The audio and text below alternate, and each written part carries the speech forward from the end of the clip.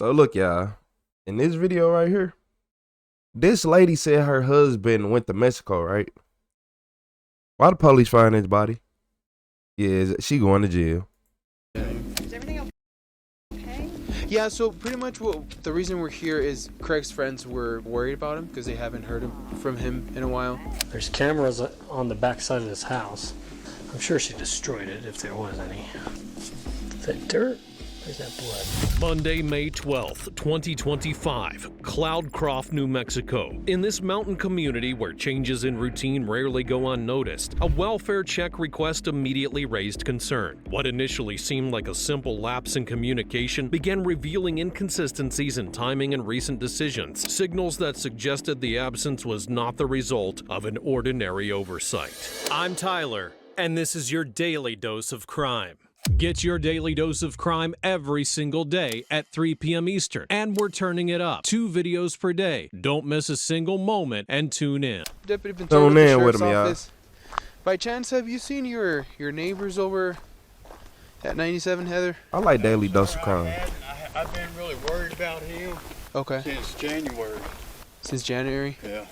So, is it like, do they live here like part-time, or is it like 4 months ago. full-time kind of thing? Do you know? Well, he moved up here. They moved up here full-time. Okay. Oh, this was back about 2 years ago, and we were real good friends and everything. Okay. And we were both on the James Canyon Fire Department. Mm-hmm. And then come January, there was just no contact. No contact at all. Come January. Yeah. Okay. Have you seen any vehicles or anything? Anybody in there? There was a black car that was up here. And they parked up there in the shop right there in the shed. Yeah. But they were kind of discreet. Okay. And they had Texas plates on it.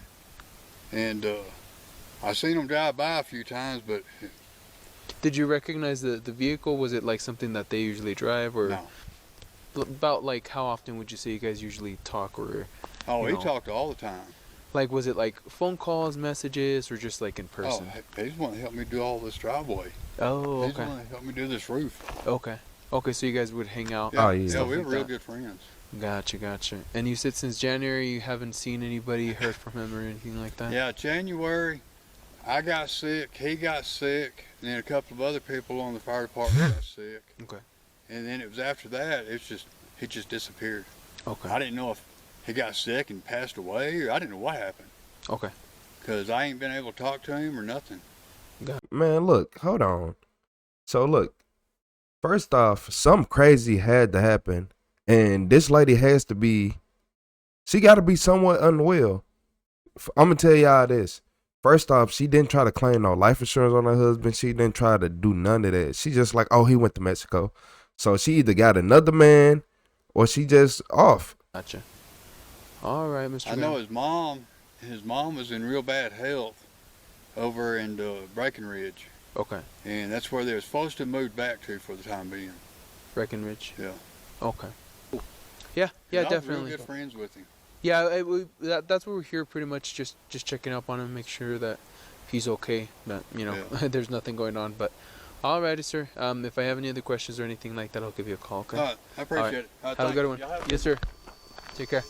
In this early stage, officers are trying to determine what happened to Craig Thetford, a 60-year-old man whose predictable lifestyle makes his prolonged silence unusual. His family has not heard from him since January, and there were no plans or circumstances that would justify a sudden disappearance. For investigators, the real warning sign emerges when they realize that nobody close to Craig can pinpoint when his presence stops aligning with the routine which characterized him. That lack of a clear breaking point turns the welfare check into the first indication that his disappearance may have a deeper origin. Hi, can I help y'all? Yes, ma'am. How are you? I'm Deputy Ventura with the Ventura County Sheriff's Office. Yeah. We were looking for Craig Thetford. Yeah, we haven't heard from Craig. Okay. We're buying the house from him. Okay. He was in Breckenridge taking care of his mom. In Breckenridge? Yeah. Okay. Texas. And yeah, we've been trying to get a hold of him because we're paying money every month, and he was doing a spreadsheet for us, and yeah. So you guys are buying the property over here next door? We're buying this one. This one, okay. Yes. Gotcha, okay. Yes. How long has it been since you have spoken to him or seen It him? has been since January. Since about January? Yeah. Okay. Now, his wife Dina is my friend. She's in and out from the house down there. Okay. But she hasn't really talked to him either, which is weird. Have you talked to Dina lately? Mm-hmm. Yeah. Yeah. And have you asked her anything about like Craig, how he's doing or anything She like that? doesn't. From what she's telling me, she's not talking to him either. She's not. Oh, okay. Yeah. So are they like not together right I now? think they're splitting up. Gotcha. Okay. I'm pretty Okay. sure that's what's happening. And when was the last time you saw Dina here in the area? It's probably been about 3 weeks now. About 3 weeks. Yeah. Gotcha. She's supposed to be Okay. coming to town this week, though. Okay. Has she mentioned anything about like their separation or anything like that to you? She did mention that she was probably going to file probably a month or two ago, 2 months ago. A month or two ago. Yeah, she kind of Okay. made that decision Gotcha. last time. Is everything okay? Yeah, so pretty much the reason we're here is we're here because some of Craig's friends were worried about him because they haven't heard from him in a while. Hey. So that's why we came out here to Yeah. try to see if he Yeah. was here, just make sure that he's okay. Obviously, as you already know, there hasn't been anybody staying in the house for a while. No. So we're just kind of trying to piece everything together. Just want to make sure that he's okay. Doesn't look like anyone's been here. I'm not seeing anything that's changed or moved. Same motion lights turning on like nobody's flipped any switches or changed anything. You just check that house? Yeah, I did. Well, I couldn't open it because it's latched close, but Okay. I don't smell anything.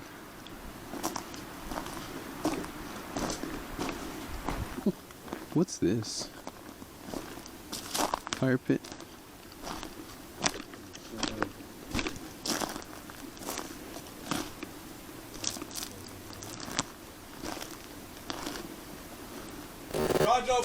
Downstairs entry! The next month? Oh, she hit Through that the body garage. good. Clear up this way. Sheriff's office! Dwelling sheds first. And then we'll start. Oh yeah. They dealing with a real criminal right now.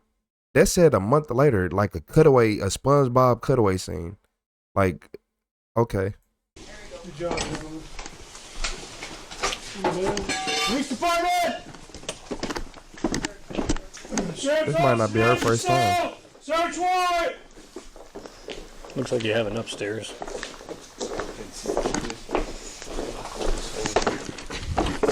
Yeah, this might not be her first time. Small room, got a door.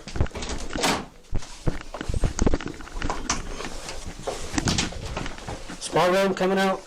Okay. Light it up. Small room.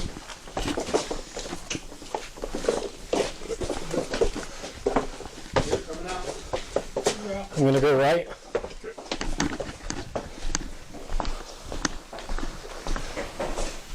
Clear. Clear.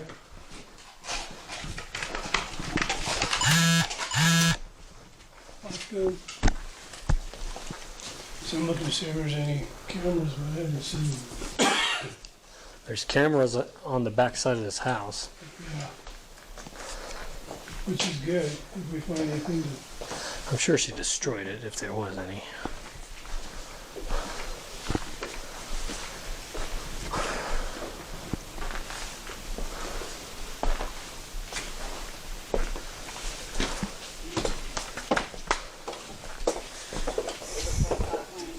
Let me see if there are anything else.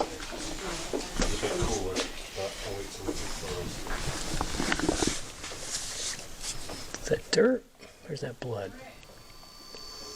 Tuesday, June 17th, 2025. Once officers enter the home, the nature of the investigation shifts. A full month has passed by since the first visit, weeks in which Craig's absence was sustained only by explanations that never aligned with the available facts. The discovery of his body inside of the property confirms that he never left the residence and that someone had both the time and access needed to manipulate the scene and hide him. The meticulous way in which his body was wrapped and concealed would rule out anyone any impulsive scenario and points to a sequence of actions carried out over an extended period. This 30-day gap between a house that appeared orderly and the eventual uncovering of a hidden corpse reshapes the entire investigation. From this point on, officers are no longer searching for a missing man, but reconstructing the set of decisions that kept his death out of sight for so long.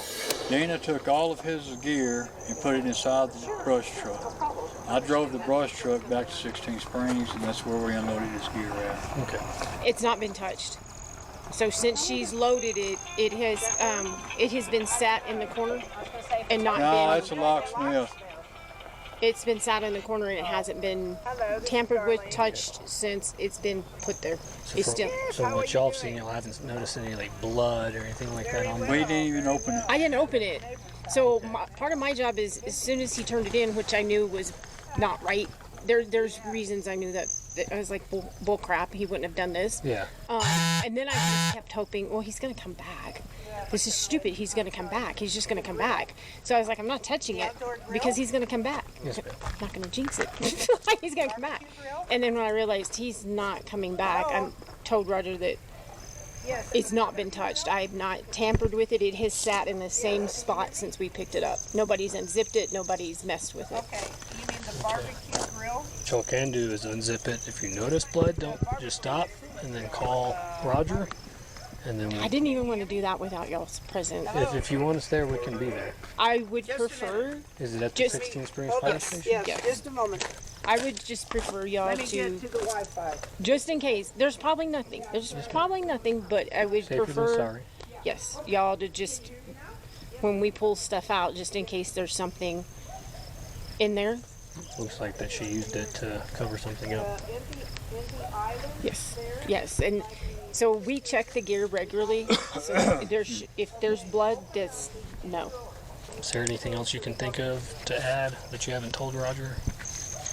Oh my God, there's so much, but I don't know even where to start. Just that phone call. That phone call was, and that's in here. That's the copy of that. Jenkins was there with me when she called me because I was like, why is Dana calling me? 1946. And when she called, she was hysterical and said that he was sick. He was really sick. Craig's really sick. And I'm like, okay, let us come look at him. I'm like, because Bill can start an IV on him, get him some hydration. Need be, we can take him down to the emergency room. And she just, no, he's sick, and you can't get sick, because the next day I was leaving for the Mayo, and I was like, don't worry about me. No, he's just really sick. And she's like, and he's sick, and the next thing I'm going to be sick, so you're not going to see either one of us, because he's sick and I'm going to be sick.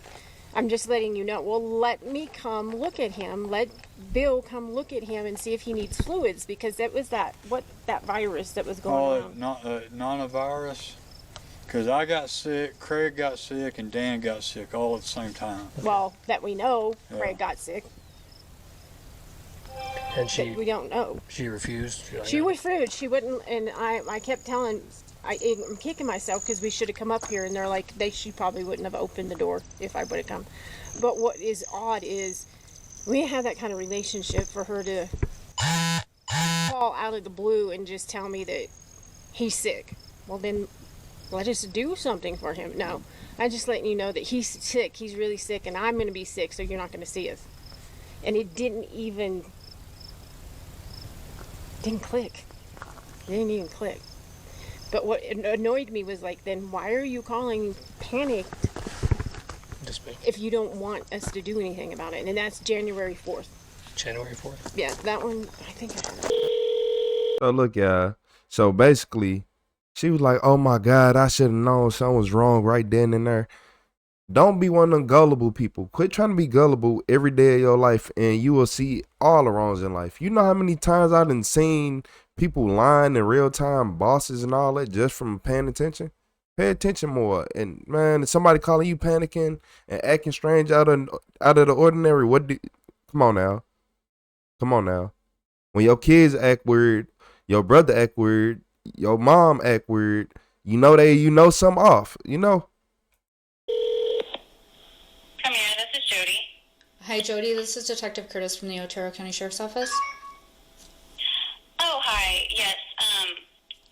I spoke to my cousin. So anyway, my cousin has some information regarding a missing persons out there, and New I believe subscriber they've talked to you alert. about it already. So I don't have any additional information, but I just had wanted to make sure that y'all had gotten the information. Okay, who is your cousin? My cousin is, but it was his wife. Her name's Leslie, and it was regarding her mother, Deanna Thetford, about Craig Thetford. Okay. Yeah, I mean, I just overheard a conversation. We were just having a get-together with family, so she's, like, sort of related to me, married my cousin. And she was talking about how her mom came to town in, like, March. It looks like he's been missing since January. I didn't know he was missing until this weekend. But I didn't really know him or her very well. Mm-hmm. I'd only met the other Deanna Thetford once. But her mom kind of moved back and had money, which she'd never had before, and bought a house in Seymour, Texas. And she'd seen her a couple of times, and then the last time she saw her, she wanted her daughter to meet her at a hotel, and that's when she told her that she had shot her husband and buried him under the carport, or in the carport area. As news of the discovery circulates internally, investigators receive a crucial lead from the outside of the scene. A call to the missing persons line from a family-connected individual who had not been involved until now. The caller does not offer vague suspicions, but specific details about behavior inside of the home, recent financial activity, and decisions made during the months when Craig was no longer in contact with anyone. This information adds a decisive layer. While neighbors could only speak to a prolonged absence, this caller can describe what happened after Craig had stopped communicating. The contrast between an unexplained silence and what now appears to be a series of deliberate actions opens a new investigative gap. The issue is no longer simply when did he disappear, but who behaved as though they knew that he would not return. Hi, is this Miss? It is. Hi, this is Detective Curtis with the Otero County Sheriff's Office in New Mexico. How are you? I'm good, how are you? Good. You work for Lone Star Realty, correct? Yes, ma'am. Okay. I was wondering if maybe you could help me out with answering some questions on a property that you had sold in February, if you have a second. Yes. Which house is it? In Seymour. Yes. Yes. All right. Hold on 1 second. I'm sorry. Now, that property was, you had sold it to a single buyer? Yes. Okay. And,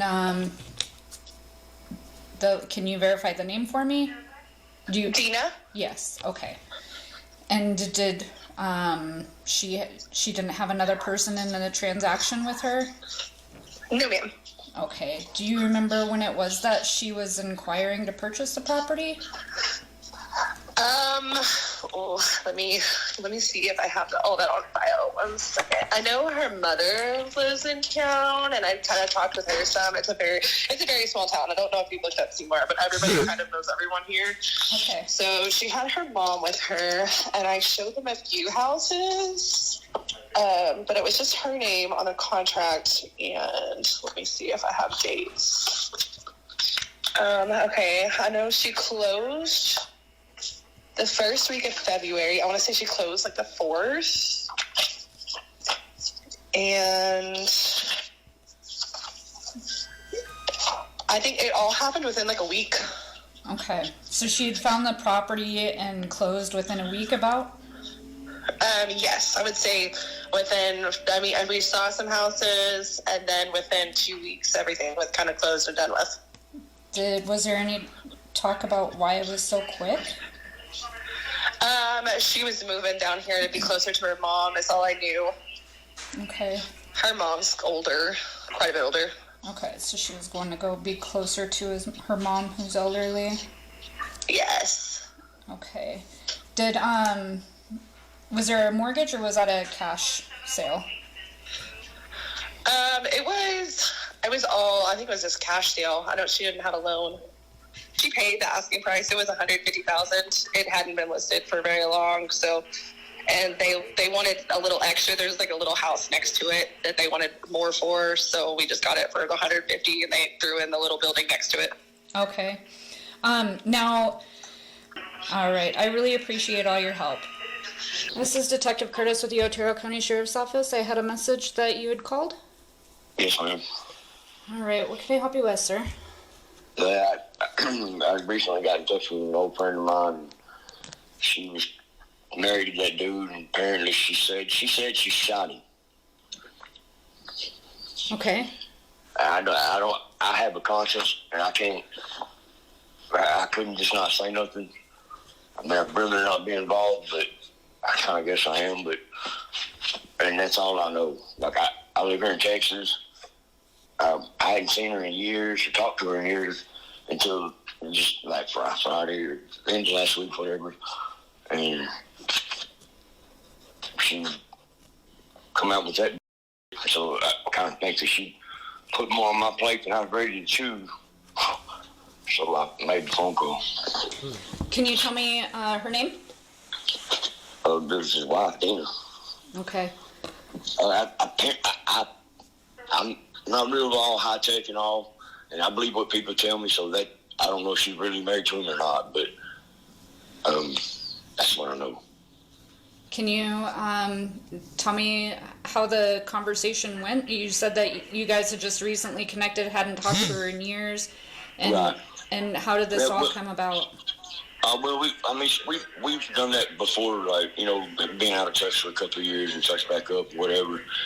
And she just kind of basically just put it on my plate like that, like that she had done something that she wasn't proud of, and she was going to do something she was even less proud of. And I kind of read between the lines, and then she mouthed off and said she shot him, and I told her to shut up. I don't want to hear no more.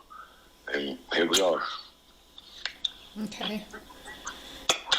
Did she tell you when? No, ma'am. I don't know none of the particulars. Okay. After that conversation, the first chance I got online, and I seen the missing deal. So she could be full of Christmas turkey. I don't know, but I know I have to sleep with me at night, and this is what I needed to do with that. Okay. So, I mean, am I making any sense?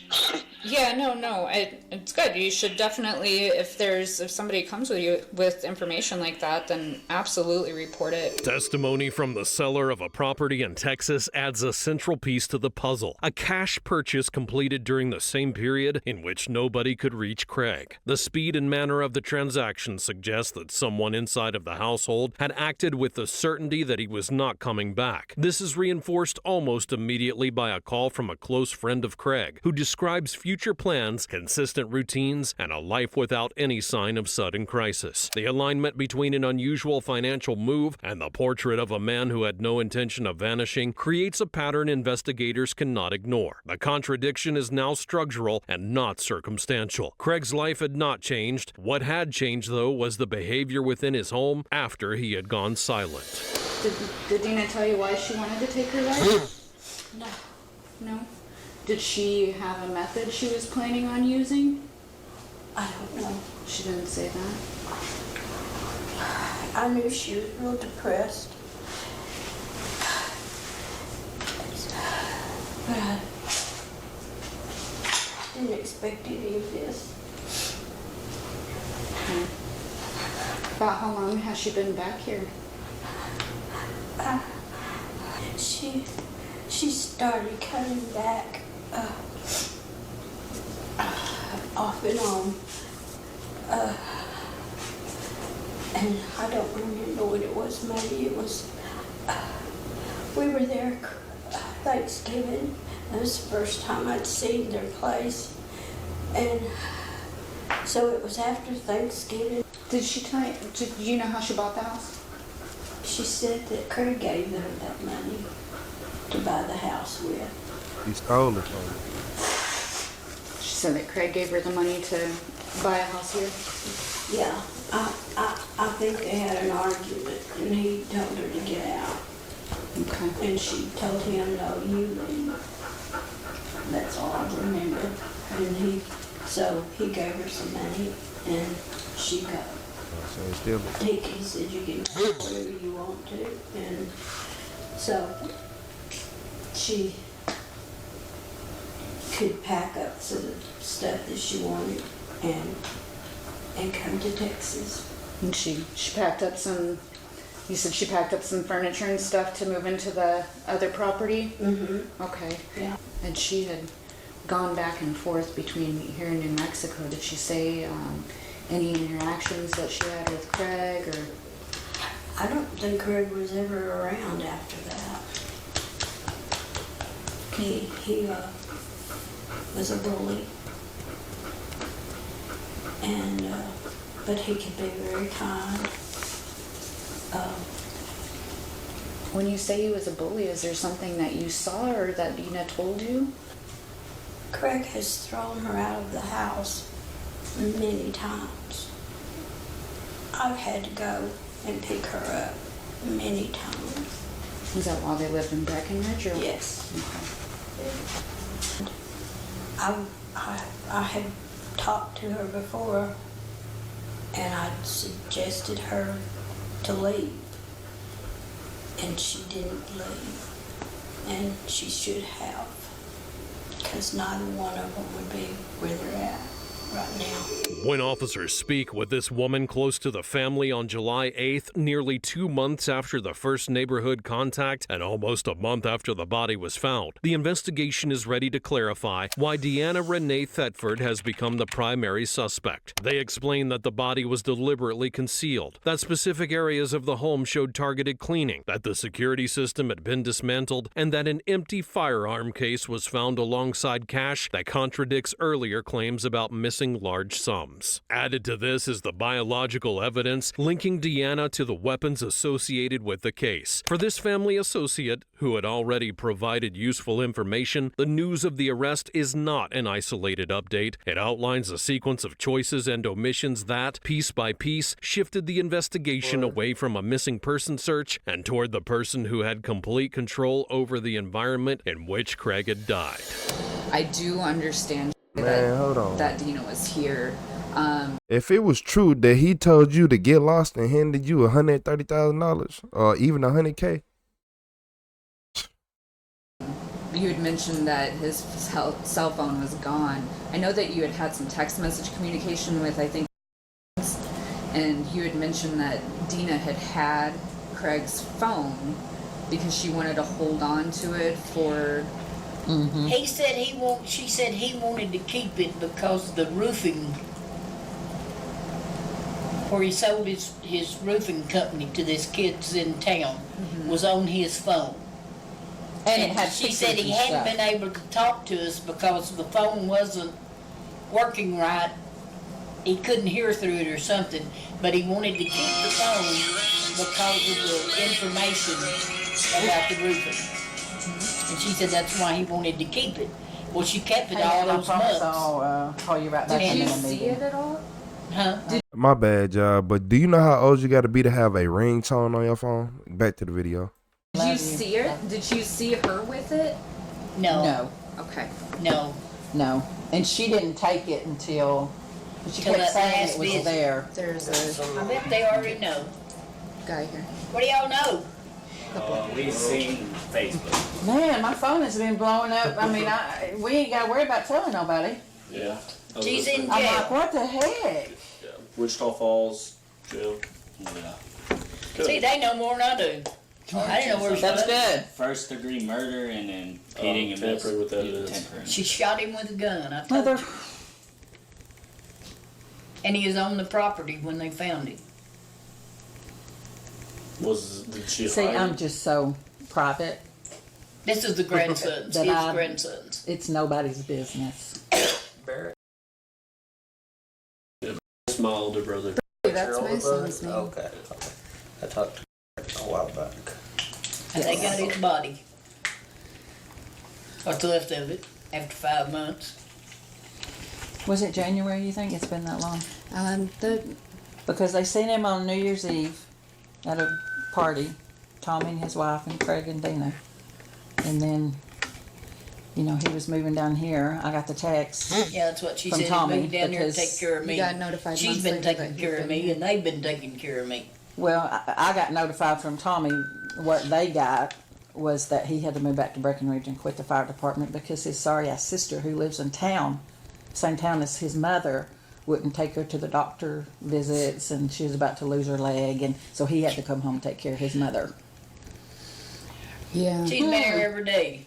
So she buried him, or just No, no? Just I don't to the think she side? got a chance to. Okay.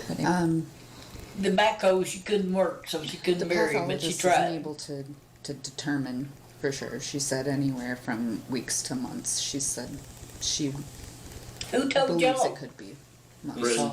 Huh? So she should have won We that. saw, we got Or would sent that a say- Facebook post. She didn't. It was more than once. Numerous. That's how we Yeah, figured it that's out, right. and then we came straight here. Hatred. Evil. All right, Tina. So, I'm sure you understand why we're all here. Yes. Did you get a copy of your arrest warrant No, I yesterday? haven't gotten when a you were copy picked yet. up? Okay. Anything by anybody, anywhere. Okay. And I'm just going to tell you right now, I'm going to need a lawyer. Okay. And that's as far as I want to go. Okay, that's fine. Do you already have a lawyer that's set up with you or anything like that? No, I haven't been. I've been here in Texas. Yeah, all right. Why? I didn't know if you had already reached out to one or had talked to one before. I have not known what to do. I just really haven't known what to do. Yes, so I can meet you out there with your attorney if you'd like, and then we can sit down and chat. Okay.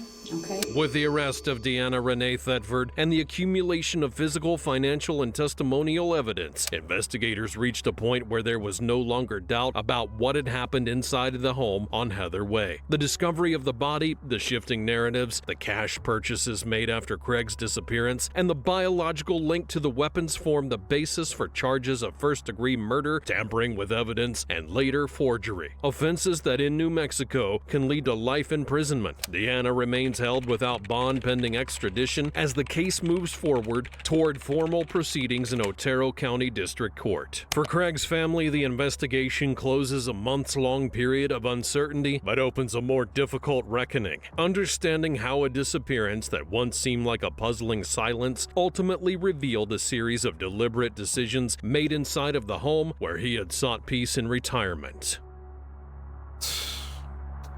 Imagine. It be your own wife. I promise y'all, it be your own wife. It's crazy. It be your own wife. So she did it. For a fact, she did. Look at her. She got fed up. I'm not going anywhere. I'm gonna. Yeah. So that's crazy. I guess for Craig, he was like, oh. Craig was probably going for looks, y'all. I'm not gonna lie to y'all. Cause I was trying to wrap my brain around this. Craig was going for looks because he didn't go for motherfucking brain power. Deanna, she was smart, but she was evil. She was smart. Literally laying with your worst enemy every night. Imagine just laying with your worst enemy. Cause as a man, you are always thinking about the crazy, deadly stuff in life. So look, this the crazy part. I'm finna tell y'all something. As a man, life is just different because you always think about protecting females, and then this stuff happen to you. Like what? This throw men off. This why men don't protect women the way they used to. You wanna know why? Cause look, think about this. We already expected to do everything. Every man is expected to step up. If somebody break into your house and you got a woman that's in her 30s or for like mid 30s, well, or 40s, she in her 40s. We're gonna say we got a woman in her 40s, and then she got a 16-year-old, 17-year-old son in the house with her. Somebody break in. If y'all both don't got no weapons, who do you expect to actually do something? Like, yeah, I know, right? It's crazy. It's crazy because every male know exactly what I'm talking about. Like, bro, we straight. As soon as we big enough, we got to be the ones in the front lines. Like, if it really get that serious, we ain't time. And it's just crazy seeing this happen. It don't look like they had no kids. It don't look like they had no kids, no nothing. So he was probably just somebody who had money, out living life, want to retire. And she was just a user, abuser. I don't think she did drugs, though. Yeah, it really is RIP to him. It don't look like she the drug user, but she looks like she is not all there. Her mind ain't all there. She look like she is bipolar to the highest degree. And she ain't been told no a lot in her life. That's what it is. She ain't been told no a lot in her life. But hey, if y'all don't want to end up in jail with Deanna, hit that like and subscribe button. Or I'm going to send the police to your house. But nah, yeah, she do look abusive though. Yeah, she look abusive. I can tell by her glasses she be up to no good. Mm-hmm. And she look good in this outfit. When people look good in that they outfit like this, you know there's something wrong with them. Everybody can't pull off these prison looks. These last 2 videos, I don't know. Y'all been looking sharp. They ain't here looking sharp. For real. But hey, y'all hit the like and subscribe button. Shout out to Daily Dose of Crime. If y'all want to go, he got all type of videos over there. I don't even react to nearly enough of him. Because he got too many videos. So, man, go ahead, go react to him. Well, let's say go react. Go watch his videos. If you want to react, that's up to you. That's up to you.